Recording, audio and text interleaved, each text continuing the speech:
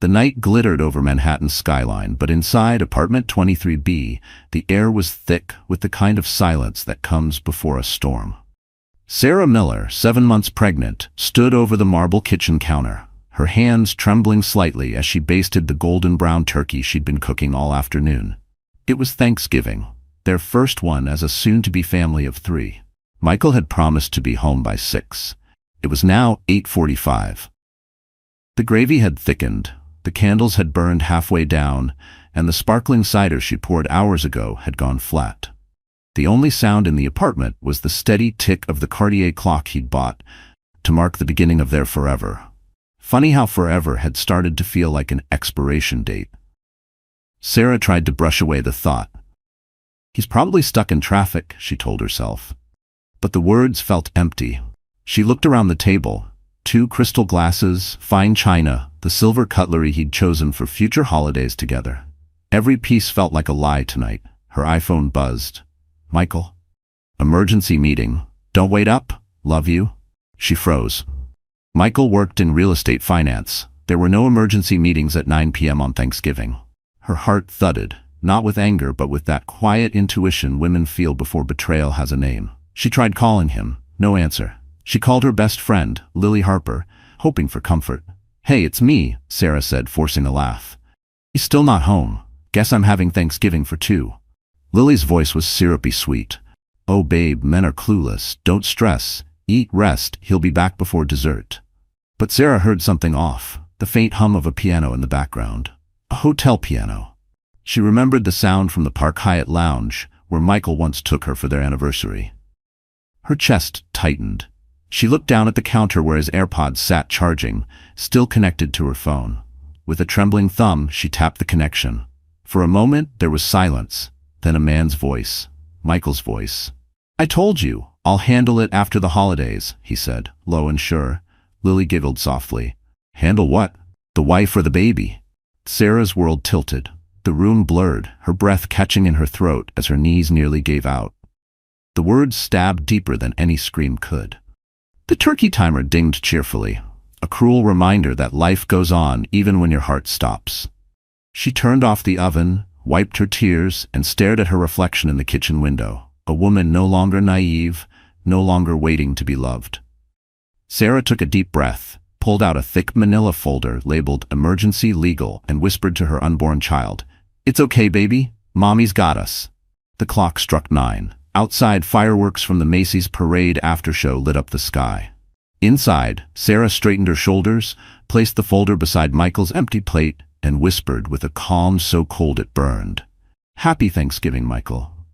The morning after Thanksgiving looked peaceful, too peaceful. Outside, the Manhattan skyline shimmered under the pale winter sun. Inside, Sarah Miller sat at the kitchen table, her swollen feet resting on the cold marble floor, staring at the untouched leftovers. The golden turkey she'd spent hours preparing now sat dry and cold inside a Tiffany blue casserole dish. Michael hadn't come home. No text, no call, just silence. Sarah's phone buzzed. It was her mother, calling from Connecticut.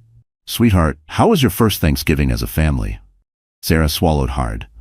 It was quiet, she said softly, tracing her finger over a crack in the table. She couldn't tell her mother that the man she married, the man she trusted, was likely in a hotel bed with her best friend. No mother should hear that her pregnant daughter ate dinner alone while her husband whispered love to someone else.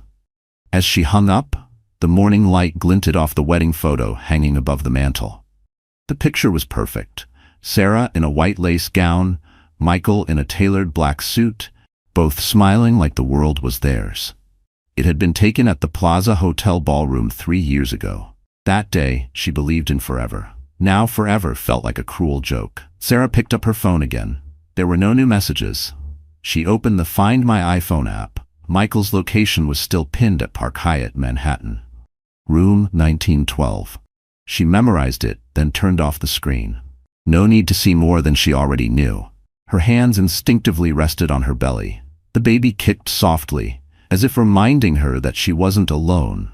Not entirely. We're going to be okay, she whispered, though her voice cracked at the end. She thought back to how everything began, how she'd built her life around Michael. He was charming, ambitious, the kind of man who carried confidence like a tailored suit. He used to surprise her with small luxuries, a Mont Blanc pen for her nursing notes, a Cartier bracelet for luck during pregnancy. But slowly, those gifts became replacements for presents. Every diamond was another hour he wasn't home. Sarah had done everything to be the good wife. She reduced her nursing shifts to part-time at his request for the baby. She learned to cook fancy dishes he could post on Instagram.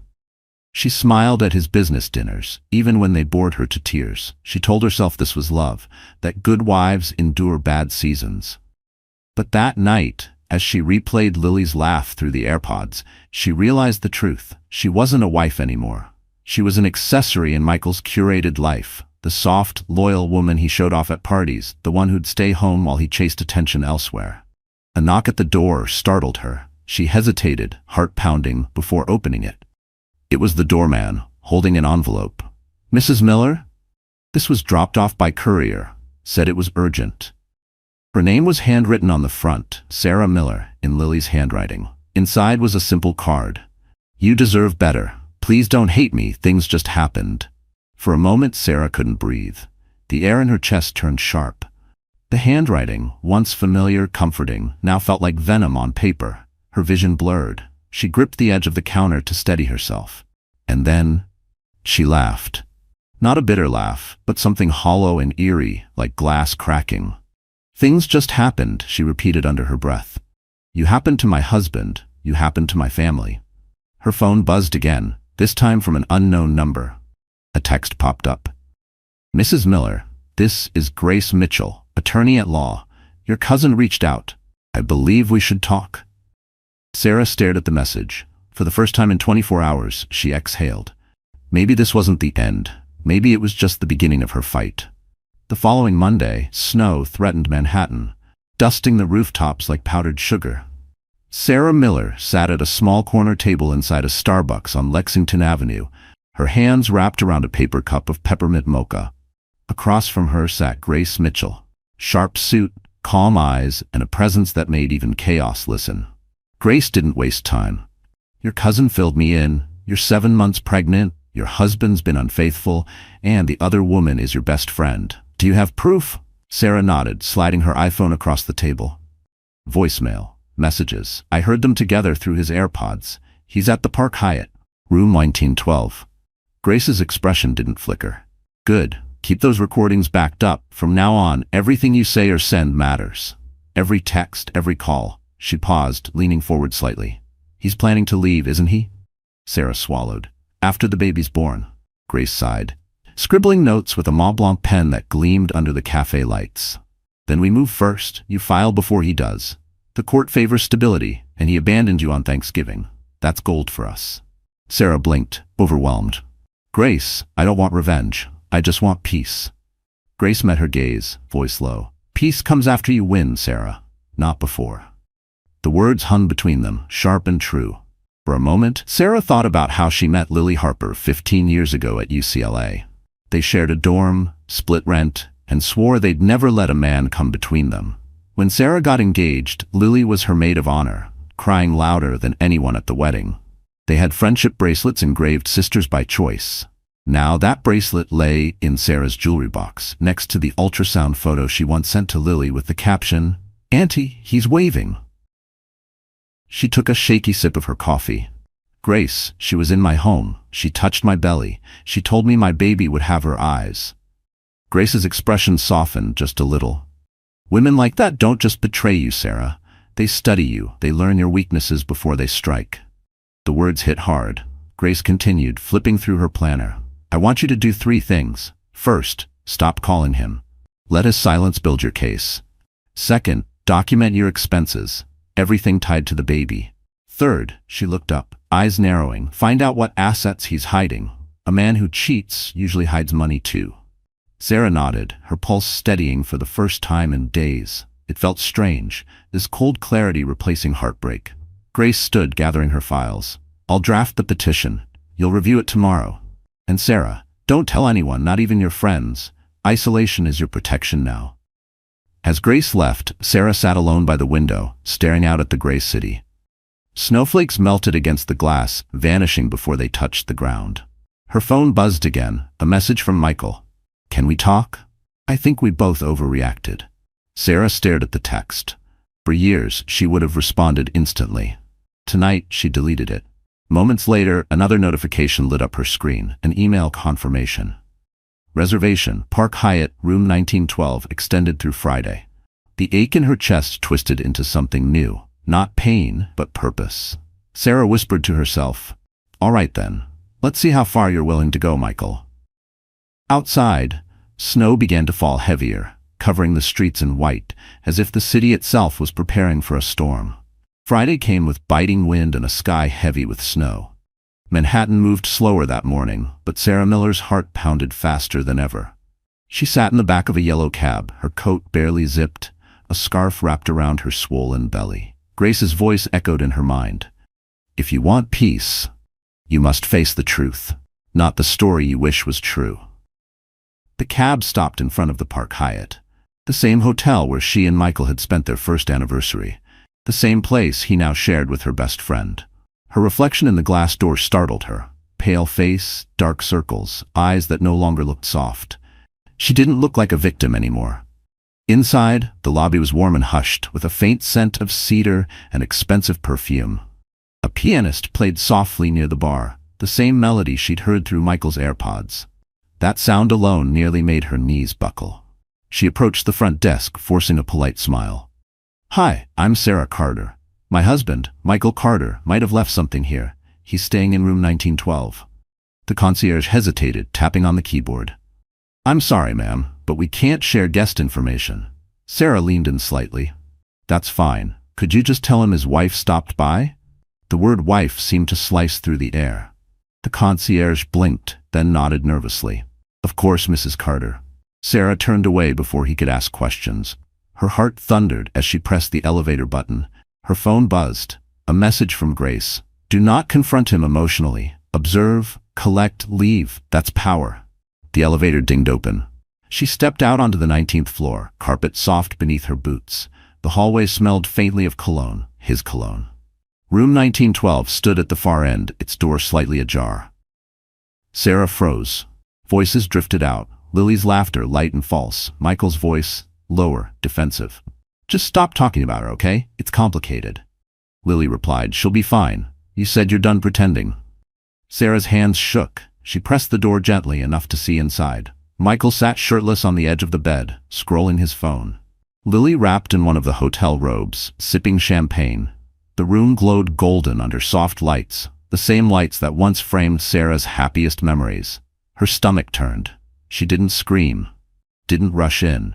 She pulled out her iPhone and took a single steady photo, the reflection of both of them in the vanity mirror. Proof. Lily suddenly glanced toward the door. "Did you hear that?" Sarah stepped back silently, her heart in her throat, then slipped into the stairwell. Her breath came fast, but her tears didn't fall. Not yet. Outside, the cold slapped her face awake. She walked to the corner cafe and ordered a black coffee, no sugar, no cream. For the first time, she didn't flinch at the bitterness. As she sat by the window, she texted Grace, "I have what you need. Send me the next step." Within a minute, Grace replied, "Good, I'll handle the legal filing Monday. Don't contact him again. Let him wonder what you know." Sarah put her phone down, staring out at the snow falling over 6th Avenue. For years, she thought love was holding on. But maybe strength was learning when to let go, and make the other person watch you do it. She whispered, "You made your choice, Michael. Now you'll live with it." And as she watched the snow blur the city lights, Sarah smiled for the first time. Not from happiness, but from clarity. That night, Sarah Miller didn't sleep. She sat by the window of her Manhattan apartment, city lights flickering across her tired face. The folder Grace had prepared lay open on the coffee table, labeled "Petition for Dissolution of Marriage, Sarah Miller versus Michael Carter." Her name beside his looked surreal, like something from a stranger's life. She ran her fingers across the pages.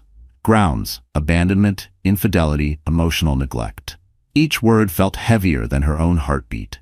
A part of her wanted to call him, to scream, to demand an explanation, to force him to see what he'd done. But Grace's words echoed in her head. "Don't waste your pain on noise. Turn it into evidence." So Sarah picked up her phone, not to dial, but to document. She took photos of their home, the empty chair across the dinner table, the untouched plate from Thanksgiving, the receipt from Park Hyatt that arrived in the shared email account. Each picture a quiet bullet. At midnight, the elevator chimed, Michael's keycard. Her breath caught. He stepped inside, smelling of whiskey and guilt. His shirt untucked, his expression somewhere between nervous and annoyed. "You're awake," he said flatly, as if she were the one breaking curfew. Sarah stayed seated, calm. "Did your meeting go well?" He hesitated, then smirked. "Sarah, don't start. You've been emotional lately. It's the pregnancy hormones, okay?" Her jaw tightened. That line again, the one every unfaithful man uses to make his wife doubt her own sanity. She stood slowly, the weight of her pregnancy grounding her in place. "You missed Thanksgiving. You lied. And I know where you were." His eyes flickered, just a second, but enough. "You've been checking up on me? That's unhealthy, Sarah." Her laugh was short and sharp. "So is sleeping with my best friend." Silence. Then his mask cracked. "It wasn't like that. You've been so distant. I needed someone to talk to. Lily was just a replacement," she finished for him. He rubbed his temples, frustrated. "You're overreacting. You're turning this into drama when it doesn't have to be." Sarah walked to the kitchen counter, her movements measured, almost graceful. She poured a glass of water, placed it down, then slid a thick envelope across the counter toward him. "What's this?" "Reality," she said. "Grace Mitchell, my attorney, will handle everything from now on. You'll get official notice Monday morning." Michael opened the envelope. Divorce papers, financial statements, a copy of the hotel receipt, and one photo, the reflection of him and Lily in the hotel mirror. His face went pale. "You followed me?" "No," she said simply. "You made it easy." For the first time he looked scared, not of losing her, but of what she could do to his reputation. "You don't want to do this, Sarah. You'll regret it." She met his eyes, steady and cold. "No, Michael, I regret ever believing you loved me." He slammed the envelope onto the counter and stormed out, the sound of the door echoing through the apartment like a gunshot. Sarah exhaled, her hands trembling as adrenaline left her body. The baby kicked softly as if sensing her mother's resolve. She whispered to her belly, "We're safe now. He can't touch us anymore." Outside, snow fell heavier, blanketing the streets below. Inside, the last candle from Thanksgiving flickered out. The war had begun, and Sarah for the first time wasn't afraid of the fight. The next morning, Sarah Miller woke to the sound of silence, the kind that doesn't comfort, but crushes. The apartment felt foreign, stripped of warmth. The smell of Michael's cologne still lingered faintly in the air, a cruel ghost of routine. For a moment, she wished she could pretend none of it had happened. That last night was just another argument that would fade by morning. But the divorce papers on the counter reminded her otherwise. Her body ached from exhaustion. Her eyes burned. She tried to stand, but a sharp pain sliced through her back. The baby kicked, a desperate reminder that she wasn't just fighting for herself anymore. She steadied her breath and whispered, "We're okay, little one. Mommy's here." Sarah forced herself into the shower, letting the hot water sting her skin awake. She stood under the stream until the fog on the mirror turned thick, until the reflection disappeared. Maybe that was easier, not to see herself right now. Her phone buzzed from the sink. A text from Michael. "We need to talk before you do something stupid." She ignored it, but another followed. "Lily's a mess. She didn't mean for this to happen. Can't we keep this civil?" Her stomach twisted. Civil. That word, as if her broken heart was just a contract gone bad. She turned off the shower, grabbed her robe, and sat on the edge of the bed, clutching her phone. For a brief, fleeting second, she typed, "Okay, let's talk." Then she stopped, deleted it. Grace's words echoed. "Every message you send becomes part of his defense. Don't negotiate with guilt." Sarah dropped the phone and broke down for the first time since Thanksgiving. Not the quiet tears from before, but the kind that ripped through her chest. The sobs of a woman who'd held too much, too long. Her cries filled the empty apartment, bouncing off the walls that once held laughter. But grief has a strange rhythm. It comes in waves, and when it passes, clarity rushes in. An hour later, Sarah sat at her vanity, red-eyed but resolute. She brushed her damp hair back, tied it in a bun, and caught sight of something glimmering in the drawer.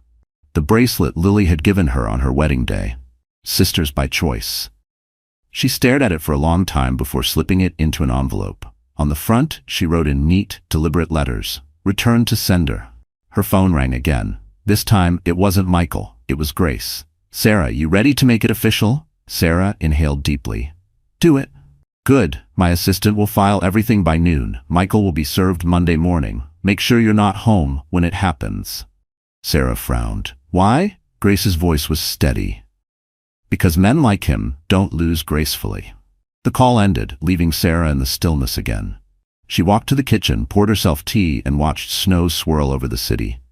Somewhere down below, life moved on. Taxis honked, people laughed, the world spun indifferent. She touched her belly and said softly, "It's okay if we fall apart for a bit. We'll build something better after." Then, almost on instinct, she opened her laptop and began searching apartments in Brooklyn. Smaller, simpler places with big windows and quiet streets. A new start. A life that didn't smell like betrayal. Just as she began to feel calm, an email notification appeared. From Lily Harper. Subject, "Please don't do this." Sarah's pulse quickened as she hovered over it. She hesitated, then clicked. The first line read, "Michael told me you're ruining his life. Please, Sarah, stop before it's too late." Her jaw clenched. Too late? She scrolled down and froze at the attached image. A photo of Michael, standing in front of the hospital where she worked. The email burned in Sarah's eyes long after she read it. Michael, standing in front of her hospital, the place she had poured 10 years of her life into, the one space she thought he'd never invade. The photo was taken that morning. He was smiling, but not the way she remembered. It was the kind of smile that dared her to react. Sarah's pulse spiked. Why was he there? He had no reason to be near her workplace. Her next thought was darker. What if he was talking to her supervisor, trying to ruin her reputation before the divorce hit? She grabbed her coat and rushed out of the apartment, ignoring the ache in her back. The streets were slick from melting snow, the city loud and uncaring. When she reached New York Presbyterian Hospital, the sight of familiar glass walls and the faint smell of antiseptic nearly steadied her. Until she saw him.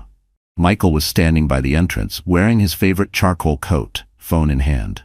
Lily wasn't with him. This time, he was alone, rehearsing his charm. He spotted her immediately. "Sarah," he said with a practiced sigh, "finally, we need to talk." She froze a few feet away. "You're not supposed to be here." "I'm here because you won't answer my calls." He gestured vaguely toward the hospital doors. "I figured I'd wait where I know you'd show up. We can't keep doing this. You're pregnant. You need calm." "Calm?" she repeated, incredulous. "You think calm comes from you showing up at my job after everything you've done?" He lowered his voice. "You're making a mistake, Sarah. Lawyers like Grace Mitchell will drain you dry. I'm offering peace. No drama. We can handle this privately." There it was again. The performance, the manipulation dressed as reason. She'd fallen for that tone before. Not anymore. "Privately?" she said, her voice steady. "You mean secretly. Like you and Lily." Michael's mask cracked for a second. His jaw tightened. "Lily made a mistake, okay? We both did. But do you really want our baby growing up with divorced parents? Think about what this does to your image, to your job." That last word cut deep. He was here to threaten her livelihood. Sarah straightened, every ounce of fear burning away. "My job?" she repeated slowly. "You think I'll let you use my baby and my career as leverage?" "Don't be dramatic, Sarah," he hissed. "You've been unstable lately. Everyone sees it. You think your boss doesn't notice? I'm trying to help you before this gets ugly." Something in her chest snapped, not from anger but from clarity. She realized he wasn't there to reconcile. He was there to plant doubt. To create a paper trail that painted her as emotional, irrational, unfit. Grace's voice echoed in her mind. Men like him don't fight fair. Sarah reached into her purse and tapped her phone's voice recorder. "Go ahead," she said calmly. "Say what you came to say." Michael blinked, realizing too late. "Sarah, don't," but she smiled faintly. "Too late." He stepped closer, voice dropping to a whisper. "You're not as smart as you think. You'll regret this." A security guard appeared near the door. "Everything all right here, ma'am?" Sarah didn't look away from Michael. "Yes, my husband was just leaving." The guard turned to him. "Sir, you'll need to step back." Michael's jaw clenched, but he complied, backing toward the street. "You're making an enemy, Sarah." "No," she said quietly. You made one the moment you touched my best friend." He left, coat whipping behind him in the wind. Sarah exhaled, legs trembling, but her hand never left her belly. The baby kicked softly. "Alive, steady, safe." She whispered, "He wants war? Then he'll get it." And as she walked into the hospital, snow began to fall again. Thin and relentless, like the truth that would soon bury him. The encounter at the hospital left Sarah Miller shaken, but strangely alive.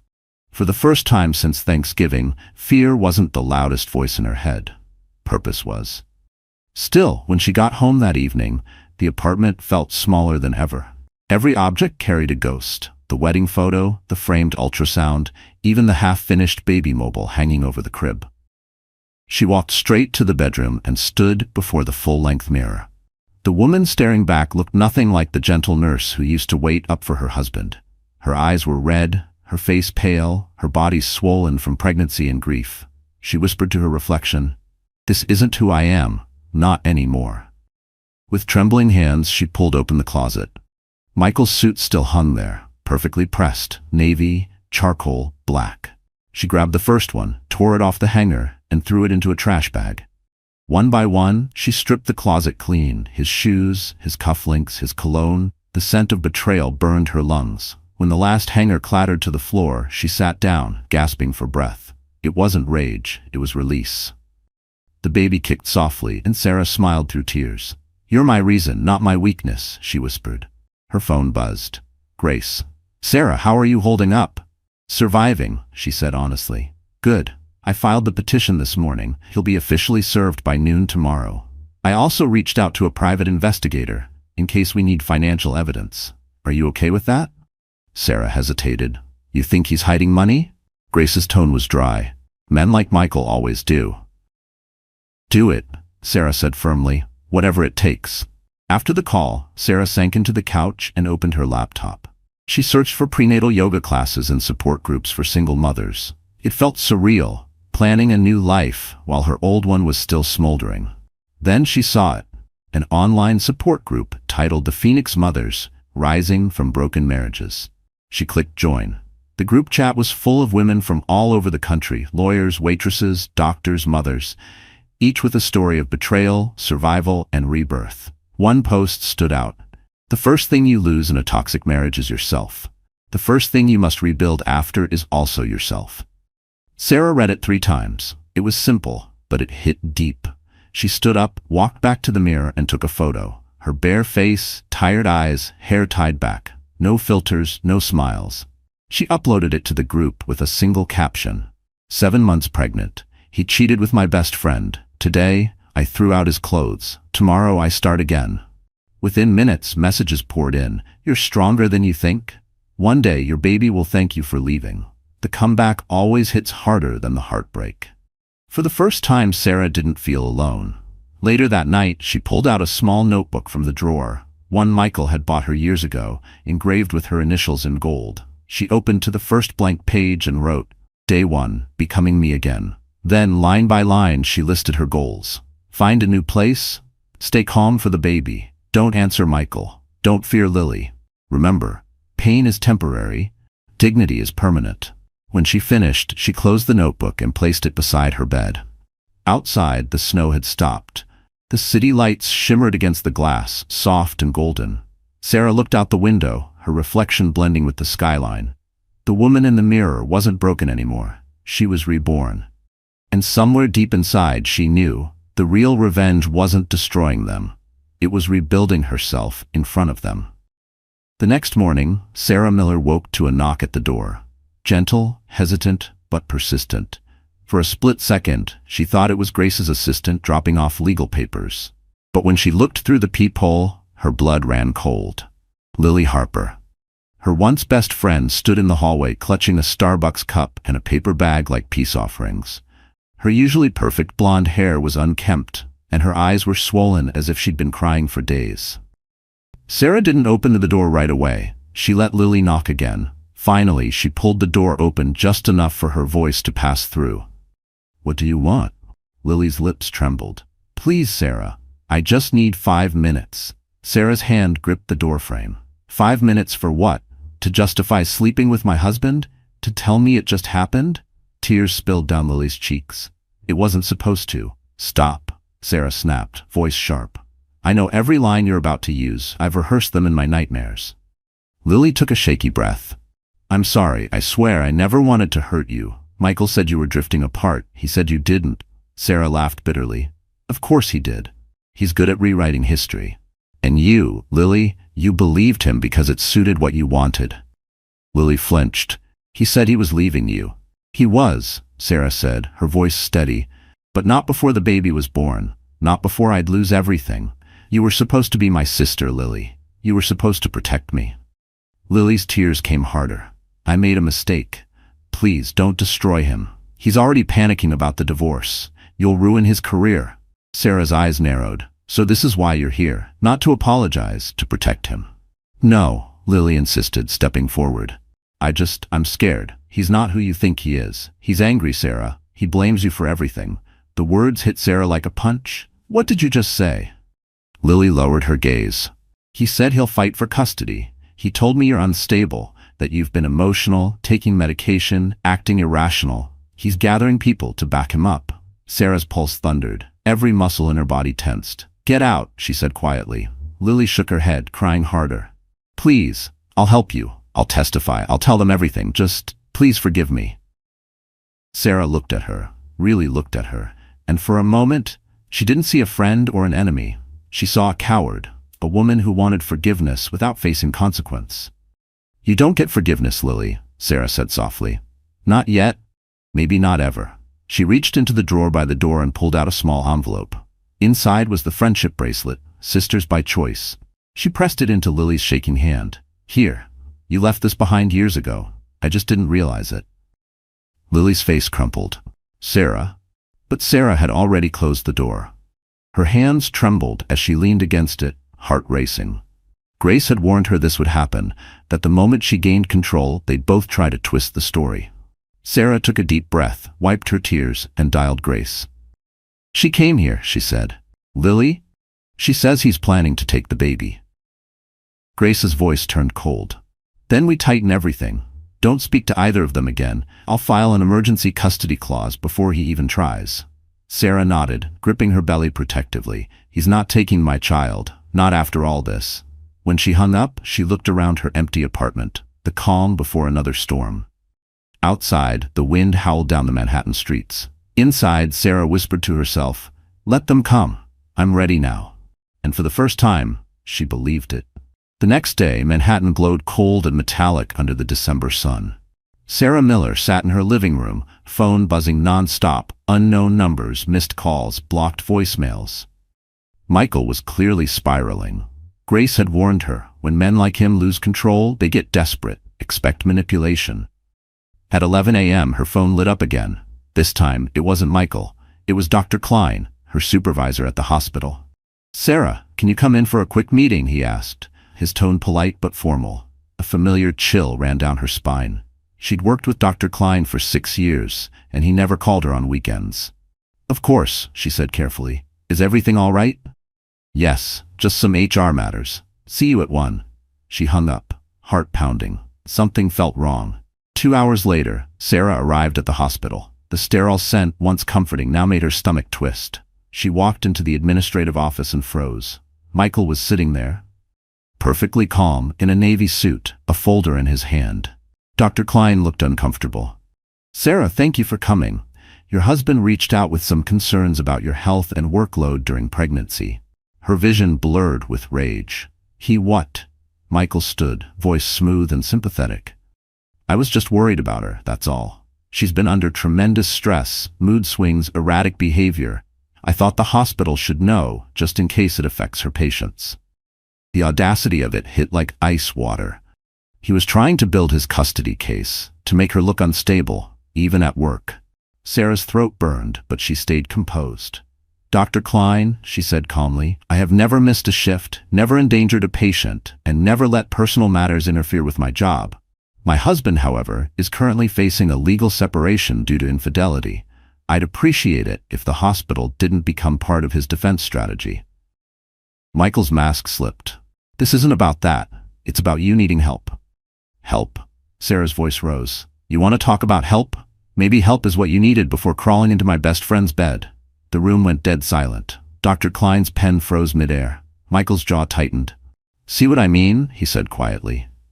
Unstable. That word, again.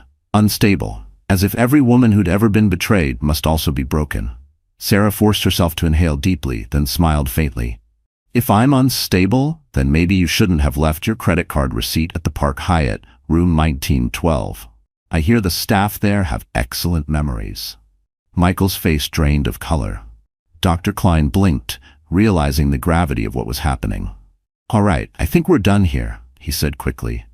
"Sarah, take the rest of the day off." Sarah nodded and turned to leave, but before she stepped out, she looked at Michael and whispered, "You can't control me anymore." He leaned close, just enough for her to hear. "You'll regret this, Sarah. You have no idea what I'm capable of." She met his gaze, eyes steady. "Neither do you." She walked out without looking back, the sound of her boots sharp against the tile, each step a declaration that she was done being small. Outside, the sky had darkened. Snow began to fall again, slow and silent. Sarah stood by the hospital's glass doors, breathing in the cold air. She wasn't crying, she was planning. By the time she reached home, her phone buzzed with a message from Grace. He made his move. Now it's our turn. Sarah sat on the couch, hand on her belly, whispering to her unborn child, "He thinks he's God, but even gods fall." The snow kept falling, soft but relentless, just like her resolve. That night, Manhattan pulsed with the quiet rhythm of snow and traffic. Inside her dimly lit apartment, Sarah Miller sat cross-legged on the floor, surrounded by papers, receipts, and folders Grace had sent earlier that evening. The walls felt like witnesses, silent, patient, waiting for her next move. Grace's voice echoed from their phone call. "He's playing dirty, so we play smarter. We need documentation, financial trails, and witnesses." Sarah flipped through a stack of bank statements. Michael's income from Carter Real Estate Group was steady, too steady for the kind of lavish lifestyle he flaunted. Expensive dinners, designer watches, weekend business trips. The math didn't add up. She highlighted multiple hotel charges, Park Hyatt, Four Seasons, the Langham, all within weeks of each other. Then she found something new, a wire transfer to Harper Marketing LLC, Lily's company. Sarah's heart skipped. It wasn't just betrayal of love. It was financial fraud disguised as consulting. Grace had been right. Michael wasn't only unfaithful, he was reckless. Her phone buzzed. Grace again. "Find anything?" "Enough to bury him," Sarah said quietly. "Good. Email everything to me. I'll forward it to the investigator." Sarah hesitated. "Grace, he went to my boss today, tried to paint me as unstable." "I know," Grace replied calmly. "That's why we document his instability. He's trying to provoke you. Don't bite. Let him hang himself with his own lies." Sarah nodded, feeling both fear and fierce purpose. Hours passed. Midnight crept in. The city hummed below her window. Then, just as she was organizing the final stack of documents, her phone buzzed again. An incoming video call. "Michael." She froze, then declined. Seconds later, a text appeared. "Answer me, Sarah. You're making a fool of yourself. Lily's done with this drama. She left town. You still have a chance to fix this quietly." Sarah stared at the words. Lily left town? Guilt, maybe, or fear. Either way, it didn't matter. Another message popped up. "You don't want me as your enemy." Sarah felt the old instinct. Fear, the kind that made her small. But then she saw the ultrasound photo pinned to the fridge. Her baby. Her reason. She steadied herself and typed back, "You already are." Almost instantly, her phone rang again. Unknown number. She didn't answer. A voicemail came through. Michael's voice, slurred and angry. "You think Grace can save you? She'll take your money and leave you broke. You can't win against me, Sarah. You're nothing without me." Sarah replayed the message twice, saving the recording to her evidence folder. "Proof," she whispered to herself. "Keep talking, Michael. Every word is a weapon, and you're handing them to me." At 2 a.m., her doorbell rang. She froze. Her building had strict security. No one could come up unannounced. She checked the peephole. An envelope lay on the floor. No one in sight. Inside was a single piece of paper. A printed photo of her sitting at the hospital cafeteria, hand on her belly, unaware she was being watched. On the bottom, someone had scrawled, "You can't hide forever." Sarah's blood ran cold. She locked the door, double-checked the windows, and called Grace immediately. "He's stalking me," she said, voice trembling. Grace's tone hardened. We'll get a restraining order first thing in the morning. Do not leave your apartment alone. Keep every message, every photo." Sarah hung up, her heart pounding. She sat on the couch, clutching her belly, whispering, "You're safe. Mommy won't let him win." Outside, Manhattan's lights blurred through falling snow. Inside, Sarah stared at the photo again. And for the first time, she didn't just see fear. She saw evidence. He thought he'd intimidate her. He'd just given her the rope to end him. The next morning, the city woke to freezing rain that glazed the streets like glass. Sarah Miller barely slept. Every creak in her apartment felt like a threat. Every car door outside made her flinch. The photo left at her door still sat on the counter. The words, "You can't hide forever," etched into her mind like a scar. At 8 a.m., Grace Mitchell called. Her voice was sharp, all business. "Sarah, listen carefully. Don't go anywhere alone. My driver's coming to pick you up in 30 minutes. We're going straight to the courthouse to file the restraining order." Sarah nodded, even though Grace couldn't see her. "He's getting worse," she whispered. "I know," Grace replied. "That's why we move now." Half an hour later, a sleek black Mercedes pulled up outside her building. Sarah climbed in, wrapped in a long beige coat, her belly pressing gently against the seatbelt. The driver, a quiet man named Victor, nodded respectfully. "Miss Miller, Miss Mitchell said to bring you straight to the courthouse. You're safe." The word safe sounded almost foreign. At the courthouse, Grace was waiting, immaculate as always in her gray wool coat and leather gloves, her expression unreadable. She hugged Sarah briefly, the kind of hug that said, "I'm here, but we have work to do." Inside, the legal clerk guided them through a maze of paperwork. Temporary restraining order, emergency filing based on harassment and stalking. "Do you have evidence?" Sarah pulled out her phone, her hands trembling slightly. Messages, voicemails, this photo. Grace spread everything across the counter with surgical precision. "He's violated privacy and made direct threats. That's enough for an emergency order." As the clerk processed the forms, Sarah stared at the ink drying on the signature line. Sarah Miller versus Michael Carter. The words looked heavier than before, but also powerful. Final. When they walked out into the cold air again, Grace's phone buzzed. She read the message and smiled grimly. "Our investigator found something." Sarah frowned. "What?" "Michael's been siphoning company funds, fake consulting invoices to Harper Marketing LLC, Lily's company. He thought he was clever, but he left a paper trail. We'll send it to his firm anonymously first. By the time he realizes, it'll be too late." Sarah blinked. "So he loses his job before the trial?" Grace nodded. "Exactly. Let him feel what it's like to lose everything." For the first time in days, Sarah laughed, short, shaky, but real. "You're terrifying, Grace." Grace smirked. "That's why you hired me." They stopped for lunch at a quiet Italian cafe near the courthouse.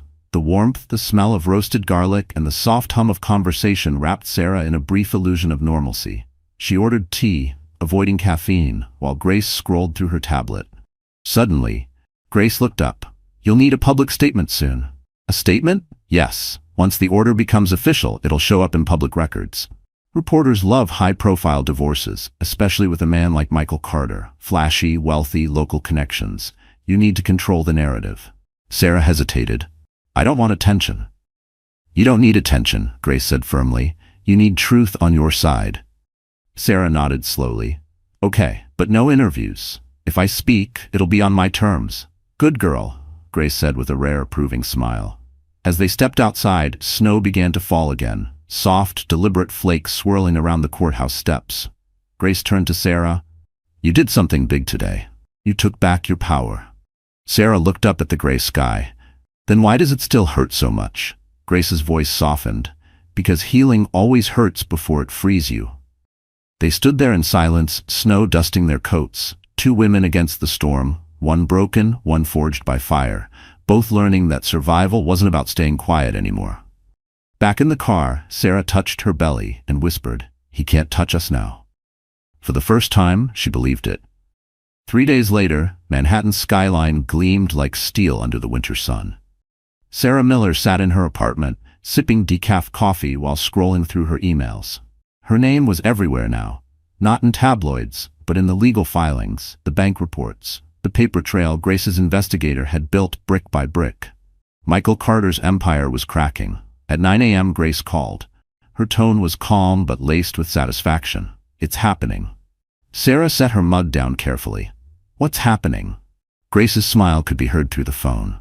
"His company's board just got the anonymous package, financial reports, falsified invoices, payments to Harper Marketing LLC. They're holding an emergency meeting in 1 hour." Sarah's breath caught. "Will they fire him?" "They'll do worse," Grace replied. "They'll investigate." By noon, the storm had broken. Sarah's phone buzzed non-stop. Coworkers, old friends, even neighbors from the building texting variations of, "Have you seen the news?" She opened the first link and froze. "Carter Real Estate under investigation for misuse of funds. CFO suspended pending review." There it was. Michael's photo plastered across the headline, his perfect smile suddenly looking like a smirk caught mid-fall. Sarah exhaled, leaning back on the couch. She felt no triumph, only quiet relief, justice unfolding on its own timeline. Then the doorbell rang. Her pulse jumped. But when she checked the peephole, it wasn't Michael. It was Victor, Grace's driver. He held out an envelope. "From Ms. Mitchell," he said. Inside was a copy of the restraining order, now official and permanent. Michael Carter was legally forbidden to contact her or come within 300 feet of her home or workplace. The judge's signature gleamed at the bottom like a seal of protection. Sarah whispered, "It's real." Victor nodded respectfully. "Miss Mitchell also asked me to tell you to turn on Channel 5. Sarah grabbed the remote, her heart thudding as the TV flickered to life. The anchor's voice was steady, neutral. "Breaking news. Carter Real Estate's CFO Michael Carter has been placed on indefinite leave after internal allegations of financial misconduct. Sources close to the case say evidence links Carter to a fraudulent consulting firm operated by marketing executive Lily Harper." Sarah's hands tightened around the remote. Lily's name. The camera cut to a grainy photo of Lily leaving her apartment, surrounded by reporters. Her sunglasses couldn't hide her panic. "No comment," she kept repeating, her voice trembling. Grace's timing was perfect. She hadn't just exposed Michael, she'd burned his accomplice with him. The phone buzzed again. Another message, this time from an unknown number. Against her better judgment, Sarah opened it. "You think you've won? But this isn't over." She stared at the text. No name, no number, but she knew the tone. Michael's pride wouldn't die quietly. She forwarded the message to Grace with a single line. "He's still trying." Within seconds, Grace replied, "Good. The more he contacts you, the deeper his hole gets. We'll present this to the judge if needed." Sarah placed her phone face down and walked to the window. Outside, the city moved on. Taxis honking, people laughing, unaware of the quiet war that had just ended inside her life. She touched her belly gently. "We did it, baby. He can't hurt us anymore." A single tear slipped down her cheek, not of sadness, but release. Behind her, the TV played one last line before fading to commercial. Michael Carter, once praised for his business acumen, now faces the potential of criminal charges if fraud is confirmed. Sarah turned off the screen. The silence felt sacred. For the first time in months, she wasn't reacting, she was in control. Michael Carter had fallen, not from her anger, but from his own arrogance. And that, Sarah thought, was the sweetest justice of all. The news of Michael Carter's downfall spread through Manhattan like wildfire. By morning, every business blog and local paper was dissecting the scandal. CFO suspended, assets frozen, mistress exposed. For years, he'd built a persona of success. The luxury penthouse, the Mercedes S-Class, the Mont Blanc pen he always signed deals with. Now, that empire was unraveling, one headline at a time. Sarah Miller woke up to it all, not with panic, but with eerie calm. The apartment felt lighter, as if even the walls were exhaling. She brewed herself tea and opened the curtains to let the weak winter light in. Her phone buzzed again. Dozens of messages. Old acquaintances, distant relatives, people who once envied her perfect life. Most of them weren't checking on her. They were checking on the gossip. She ignored them all. But one message caught her eye. From an unknown number. The words were short, sharp. "You think you're safe? You just started a war you can't win." Sarah's stomach clenched. She knew that tone. Michael again. He was cornered, and cornered men were dangerous. She forwarded the message to Grace, then set the phone aside and focused on her breathing, like the yoga instructor in her support group had taught. In through the nose. Out through the pain. By 10 a.m., Grace called. "He's furious," she said. "And that's good. Angry men make mistakes. He sent those threats from his personal number. I've already filed it with the judge. If he comes near you, he's done. Sarah exhaled. He's already done, Grace. Grace chuckled softly. No, sweetheart, he's about to be. Later that afternoon, Grace stopped by with a folder and a faint smile. I have something for you. Sarah opened it. Inside was a copy of Michael's official suspension letter, along with the court's confirmation of the permanent restraining order. It's real now, Grace said. He can't touch you legally or financially, and since the investigation went public, his accounts are frozen. He'll be lucky to keep his car. Sarah looked down at the papers. The same man who once controlled every dollar, every detail, now stripped of his power. Grace watched her carefully. How do you feel? Sarah hesitated, then said, free and sad, both at once. That's normal, Grace said gently. Freedom always feels strange after a cage. Sarah smiled weakly. You sound like my therapist. Your therapist sounds like me. Grace replied with a wink. They both laughed. The first real laughter that had filled Sarah's apartment in months. When Grace left, Sarah sat quietly for a long time, staring at the city lights through the window. She thought about the girl she used to be, the one who believed love meant loyalty at all costs. That girl had died the night she said, "Happy Thanksgiving, Michael." The woman who replaced her wasn't fragile. She was deliberate. Around dusk, her phone buzzed again. This time, an email notification from her hospital administrator. Her heart raced, afraid of bad news, but when she opened it, she froze. Subject: re-promotion opportunity, nurse supervisor opening. The message was short. Sarah, your dedication has not gone unnoticed. We'd like to invite you to apply for the supervisor role starting next quarter. Her throat tightened. After everything, the chaos, the humiliation, she was still being recognized for her work. She placed a hand over her belly and whispered, "See, baby? We're not broken. We're rebuilding." That night, she lit a candle by the window, a small ritual she'd learned from her support group. One flame for survival, one for rebirth. The city outside glowed golden, like it was lighting the path ahead. In a quiet whisper, she said to herself, "He wanted to ruin me. Instead, he made me unshakable." And somewhere in the distance, as the sirens faded and snow began to fall again, Sarah finally smiled, not out of revenge, but out of peace. Because she had survived the storm, and now she was learning how to live after it. The next morning, Manhattan was calm, the kind of stillness that comes after a storm. Sarah Miller woke early, unable to sleep. The faint hum of the city drifted through her apartment window. For the first time in months, she didn't wake up dreading the day ahead. Still, the bruises of memory lingered, invisible but deep. She moved slowly, her hand resting over her belly as she made breakfast. The baby had been quiet that morning, as if sensing her mother's exhaustion. "We're okay," she whispered softly. "We're safe now." Her phone buzzed again, another message from an unknown number. She braced herself for Michael's usual venom, but this time it was different. "Please, just talk to me. You don't understand what they're doing to me." Sarah's chest tightened. She almost laughed, not because it was funny, but because it was so predictable. The man who ruined her life was now begging for mercy. She didn't respond. Instead, she opened her journal, the one she'd started after joining the Phoenix Mothers group. On the top of a new page, she wrote, "Day 23. Let silence speak for me." After breakfast, she met Grace at her office on Park Avenue. The sleek glass building shimmered in the winter sunlight, and as Sarah entered, she caught her reflection in the lobby mirror. Stronger, calmer, no longer the woman who'd once begged for love. Grace looked up from her desk, smiling faintly. "You look different," Sarah shrugged. "Maybe I finally slept." Grace chuckled. "Or maybe you finally stopped caring about what he thinks." They sat down to review updates. Grace pulled out a set of documents, Michael's financial disclosures. "The investigation's moving fast," she said. "His accounts are frozen. His firm's board issued a statement this morning. He's been officially terminated." Sarah's heart skipped.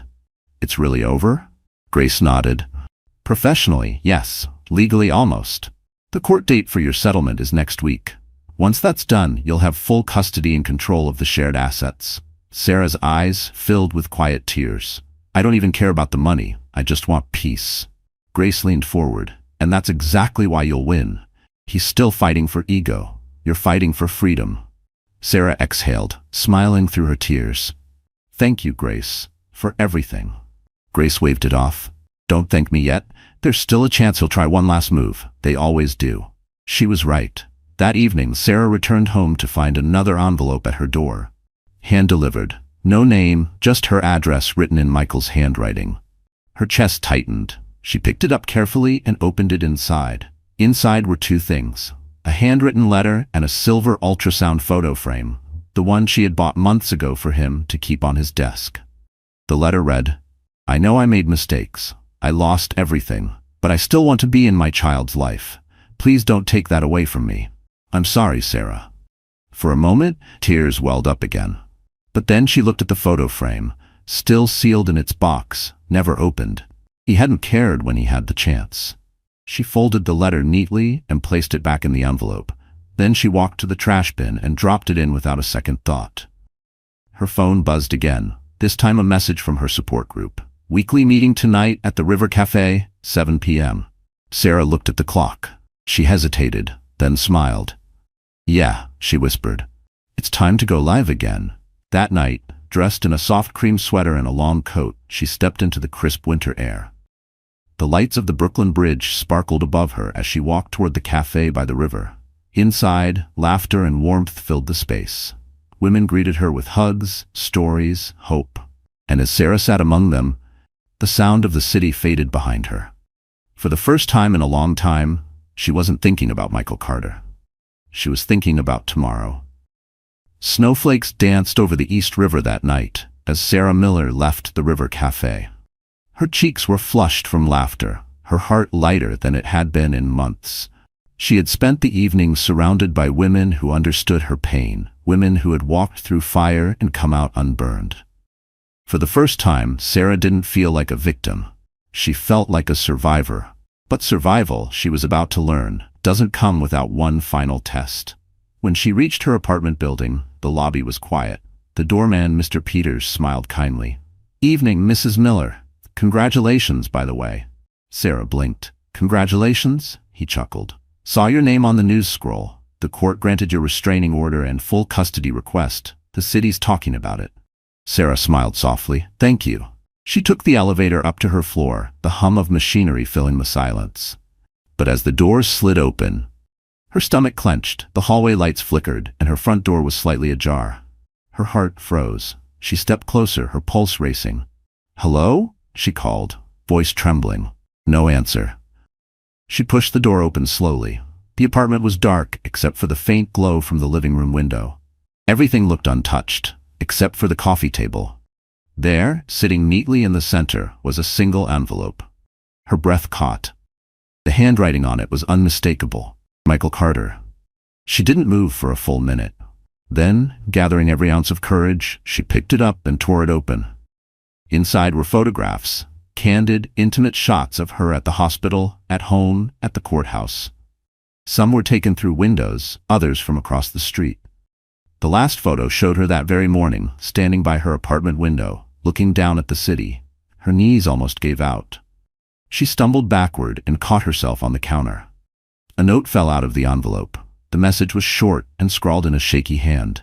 "If I can't have peace, neither can you." The sound of her heartbeat filled the silence. He'd been there, watching, waiting.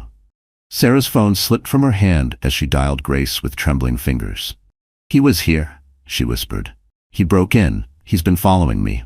Grace's voice was calm but firm. "Lock yourself in a room right now. I'm calling the police. Stay on the line." Sarah obeyed, retreating to the bedroom and locking the door. The minutes crawled by, each second heavier than the last. Sirens wailed faintly in the distance.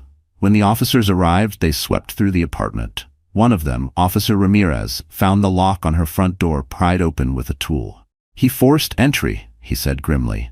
"You did the right thing calling us." Sarah nodded numbly, hugging herself. "He's losing control," she murmured. Ramirez's partner collected the photos and note for evidence. "We'll file an escalation under the restraining order. He's crossed the line from harassment to criminal stalking. He won't walk away from this one." Grace arrived moments later, her heels clicking across the hardwood floor. She pulled Sarah into a rare, tight hug. "You're okay," she whispered. "He's finished." Sarah's voice cracked. "How do you know?" Grace stepped back, her eyes steely. Because he just committed the one act that proves everything we've been saying. Obsession. The judge will see it, the police will see it, and when they do, he'll lose not just his freedom, but any right to ever see you or your child again. Sarah exhaled shakily, tears spilling down her cheeks. The fear slowly drained, replaced by exhaustion and relief. As the officers left, she walked to the window, watching their patrol car disappear into the falling snow. The city lights shimmered below, indifferent yet beautiful. She whispered to her unborn child, "That was his last move. Ours is tomorrow. We start over." Behind her, Grace nodded, eyes softening. "And this time, he can't touch a thing." For the first time in a long time, Sarah believed her. A week later, the courtroom on Center Street buzzed with whispers. The media had caught wind of the case. The pregnant wife versus the disgraced CFO. Cameras flashed outside the marble steps, reporters shouting questions Sarah Miller didn't answer. She kept her head down, a soft beige coat draped over her shoulders. Grace Mitchell by her side like a silent shield. Inside, the air was heavy. Michael Carter sat at the defendant's table, his once polished look now dull. His expensive suit couldn't hide the dark circles under his eyes. He looked smaller, like a man who had lost his empire and was now scrambling to salvage his pride. Sarah refused to look at him. Not out of hatred, but because she simply didn't care anymore. Grace leaned close, whispering, "Stay calm. Let the evidence do the talking." The judge entered, stern and composed. "Court is now in session." Michael's lawyer stood first, slick and rehearsed. "Your Honor, my client disputes the harassment claims. He admits emotional conflict but denies any intent to cause harm." Grace rose smoothly. "Your Honor, we have documented proof that Mr. Carter violated the restraining order, broke into Mrs. Miller's residence, and left threatening messages. We also have photographic evidence and voice recordings." The judge nodded. "Proceed." Grace pressed a button on her laptop. The courtroom speakers came alive with Michael's recorded voicemail. His voice low and venomous.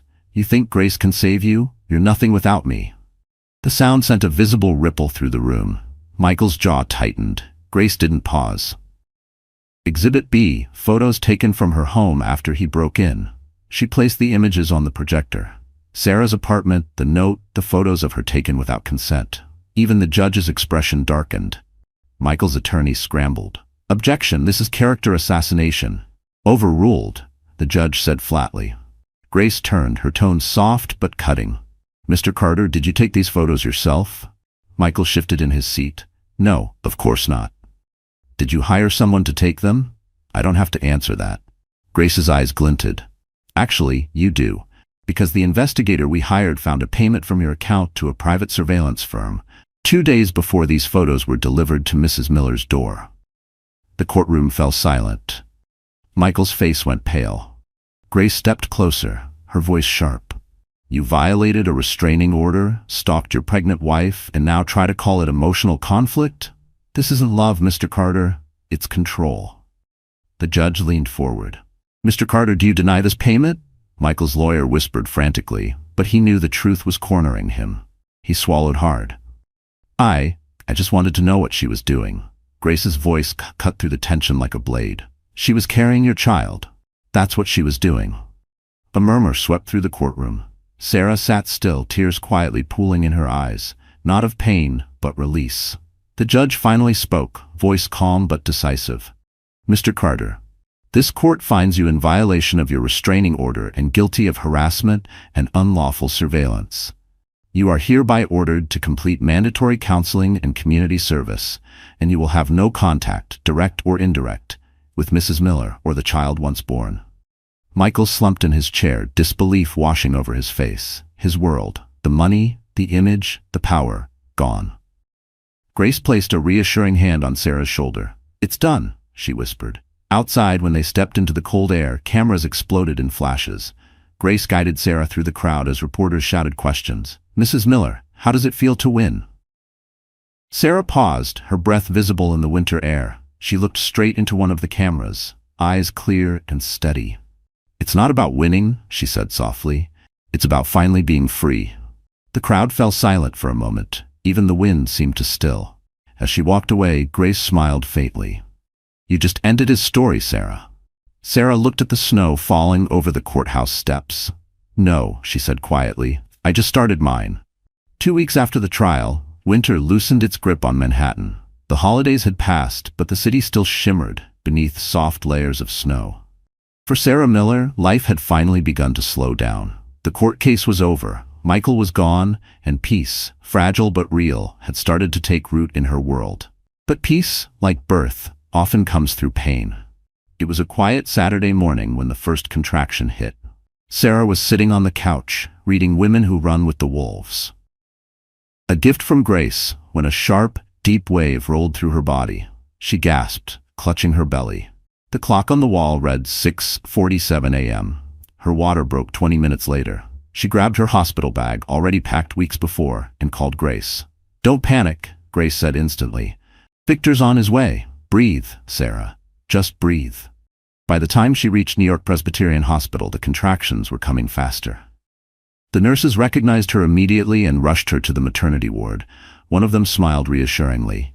"You're in good hands now, sweetheart." Lying in the hospital bed, Sarah gripped the rail as another wave of pain hit. But behind that pain, there was something fierce, determination. This wasn't just childbirth. This was rebirth. Grace arrived moments later, breathless, her heels clicking down the hallway. "You didn't think I'd let you do this alone, did you?" she said, smiling softly as she took Sarah's hand. Sarah laughed through a tear. "You're supposed to be my lawyer, not my doula." "Too bad," Grace said, squeezing her hand. "Today, I'm both." Hours passed. The snow outside thickened, turning the city into a white blur. Between contractions, Sarah drifted in and out of memory. Flashes of her old life, her wedding, the betrayal, the trial. Each image passed like waves, retreating from the shore. Then, at 2:11 p.m., the sound came. The first cry of her child, a tiny, beautiful sound that shattered every wall around her heart. The nurse lifted the baby and placed him in Sarah's trembling arms. "Congratulations, Mommy. It's a boy." Sarah stared down at him, soft skin, perfect eyes, tiny fingers curling around her own. All the pain, the fear, the betrayal, it all dissolved in that instant. Grace stood nearby, quietly wiping her own eyes. "He's perfect, Sarah." Sarah smiled weakly, whispering to her son, "You're my miracle, my second chance." Hours later, as the baby slept beside her, Sarah's phone buzzed on the bedside table. She hesitated, expecting another ghost from her past. But it wasn't Michael. It was a message from the hospital staff. "Security update. Michael Carter attempted entry into the hospital lobby earlier. He was escorted off the property immediately." Sarah's heart skipped, not from fear, but from calm certainty. He couldn't touch her anymore. She texted Grace the update. Within seconds, the reply came, "Let the system deal with him. You rest. He's already erased himself from your story." Sarah put the phone down and looked at her sleeping baby. The snow outside reflected on the window, glowing softly against the night. She whispered, "You'll never have to know his cruelty. You'll only know strength, kindness, and love." The baby stirred, a faint smile curling on his lips, as if he understood. Sarah leaned back, exhausted but content. For the first time in years, she didn't feel haunted. She felt whole.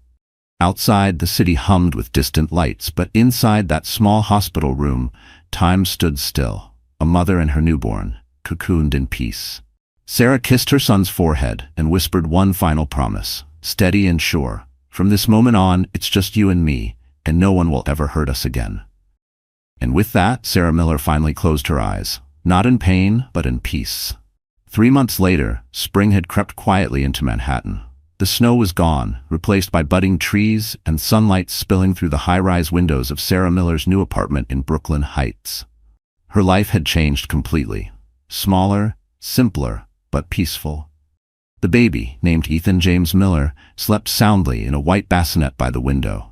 The morning light caught his tiny face, soft and calm, a reflection of the safety she'd fought so hard to create.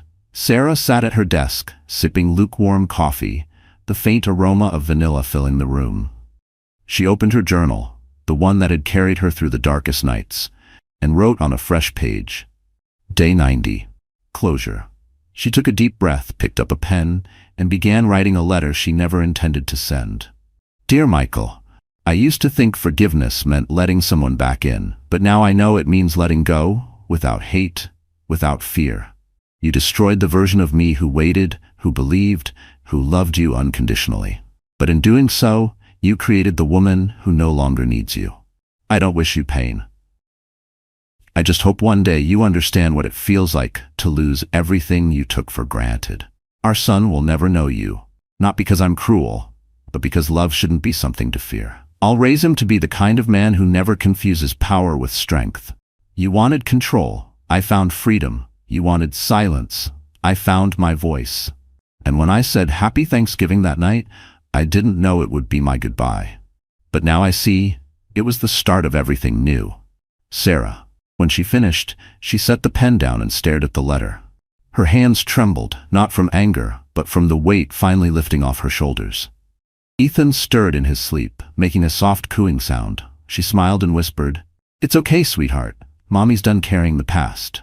Just then, her phone buzzed, a message from Grace. Court update. Michael pled guilty to harassment. 6 months of probation, mandatory counseling, and a 5-year restraining order. It's officially over. Sarah exhaled deeply, closing her eyes. Over. Grace followed up with another message. Lunch at the plaza next week? I'm buying. You've earned it. Sarah laughed softly. Even now, Grace couldn't resist a touch of luxury. She walked to the window, cradling Ethan in her arms. The skyline shimmered across the river, a reminder of where she came from and what she'd survived. Below, people hurried along the streets, unaware of the quiet victory happening above them. Her reflection in the glass caught her off guard. Gone was the woman who'd once lived in fear, who'd begged for love from someone unworthy. The woman staring back at her now was calm, confident, whole. She picked up the letter again, folded it neatly, and tucked it inside her journal. Some things, she whispered, don't need to be sent. They just need to be said. Then, as if on cue, Ethan opened his eyes and looked up at her. His gaze was pure, unburdened, full of trust. Sarah smiled, kissing his forehead. "You're my new beginning," she whispered. "My proof that light always finds its way back." Outside, a gentle breeze stirred the curtains. The city moved forward, just like she was. Sarah looked out one last time, her voice barely a whisper. "He chose my best friend, but life chose me." And this time, it wasn't pain that filled her chest. It was peace. Real, earned peace. 1 year later, the golden leaves of Central Park swirled in the crisp November breeze as Sarah Miller pushed Ethan's stroller along the winding path. The little boy, now 10 months old, giggled as he tried to grab at the fallen leaves, his tiny fingers brushing the air. It was Thanksgiving Day, the first one that truly belonged to her. No lies, no tears, just peace.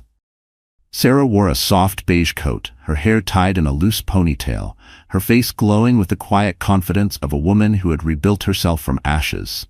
Beside her, Grace Mitchell walked with a paper cup of Starbucks coffee in one hand and her phone in the other, pretending not to check work emails on a holiday. "You're doing it again," Sarah teased. Grace looked up, smirking. "I'm multitasking, and before you lecture me, I already turned down 3 client calls today. That's growth." Sarah laughed, a sound that came easily now. "You've done enough growing for both of us." They stopped near a park bench overlooking the lake. The skyline shimmered in the distance, sunlight glinting off glass towers, a reminder of everything Sarah once feared and now faced without flinching. Grace handed her a small gift bag. "Before you say no, it's not legal paperwork." Sarah raised an eyebrow. Inside was a silver bracelet engraved with 2 words, "Still Standing." Her throat tightened. "Grace." "You earned it," Grace said softly. "You survived him. You survived the noise, and you did it with grace, no pun intended." Sarah smiled, blinking away tears. "I couldn't have done it without you." "Maybe," Grace said, sipping her coffee, "but you're the one who stayed standing." They sat in comfortable silence for a while, watching Ethan babble happily in his stroller. A group of families nearby laughed over a picnic, the scent of roasted turkey and cinnamon filling the air. Sarah's gaze drifted upward to the sky, the same sky that had watched her the night everything fell apart. And she realized something she'd never understood before. Peace doesn't arrive in grand gestures. It comes quietly, like breath after crying. Grace nudged her gently. "You know, the press still calls him the fallen CFO. He's living with his brother in Jersey now, doing odd accounting jobs. His name's basically blacklisted." Sarah didn't flinch. "That's not my concern anymore." Grace studied her for a moment, then smiled. "Good answer." Sarah looked at Ethan, his blue eyes wide with wonder as he watched a bird land nearby.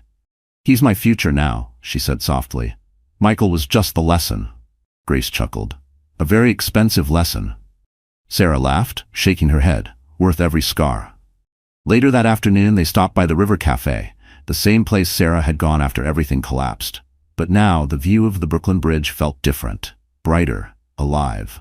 Inside, the hostess smiled warmly. "Table for two and a little one?" Sarah nodded, settling Ethan into a high chair. The waiter arrived with champagne for Grace and sparkling cider for her.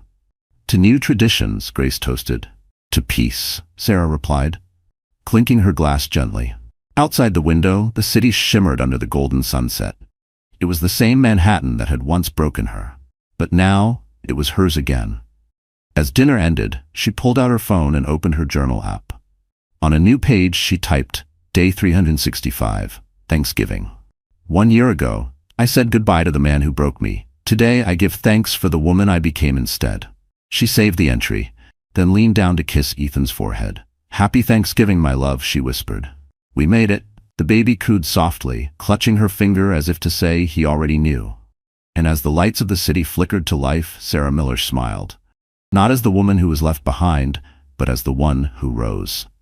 Her story hadn't ended in heartbreak. It ended in freedom. The rain poured over Manhattan like a confession. It was late evening, and Lily Harper sat alone inside a tiny cafe on 9th Avenue, her reflection trembling in the fogged-up glass. Her once perfect manicure was chipped, her phone screen cracked. She hadn't slept properly in weeks. Outside, a digital billboard still flashed her name, not in lights of success, but in shame. Lily Harper under federal investigation for financial fraud.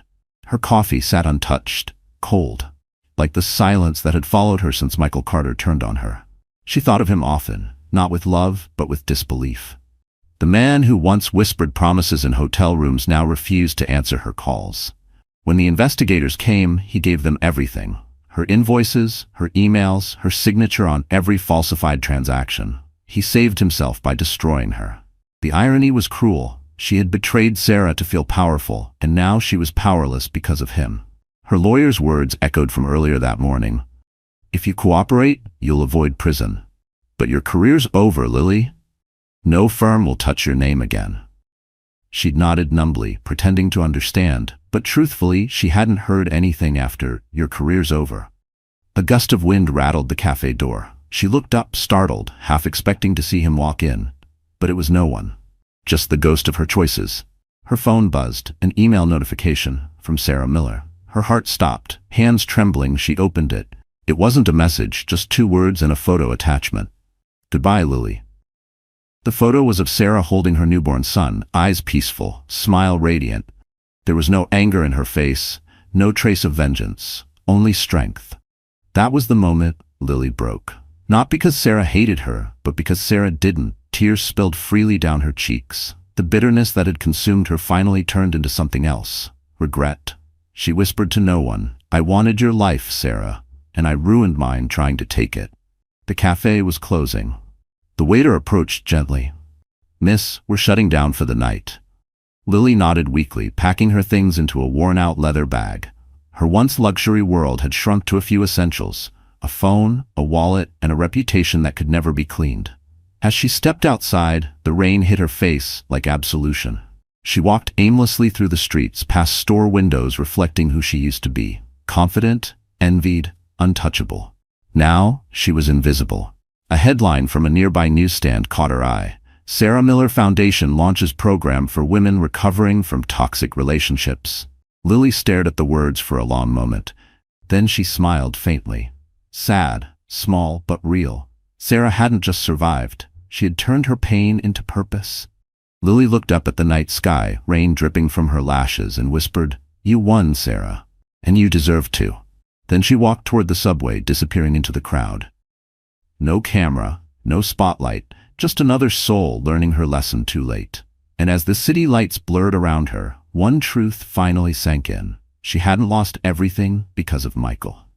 She'd lost everything the day she chose to betray a woman who only ever loved her like family. So that's it, my friends. The story has come full circle.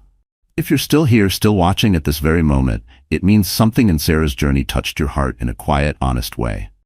Maybe it reminded you that pain doesn't define you, it refines you. Life will break us, yes, but as Marcus Aurelius once said, the obstacle is the way.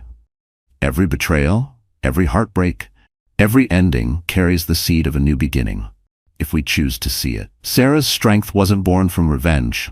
It was born from acceptance, from learning to stand in the storm without losing her softness. We all have a Thanksgiving night in our lives, a moment when everything we trusted falls apart. But that night is not the end. It's the start of becoming who we were always meant to be. So if you're healing, keep going. If you're rebuilding, keep believing. And if this story made you feel even a little less alone tonight, don't forget to like, share, and subscribe. Because somewhere out there, another soul needs this reminder too. You are stronger than what broke you.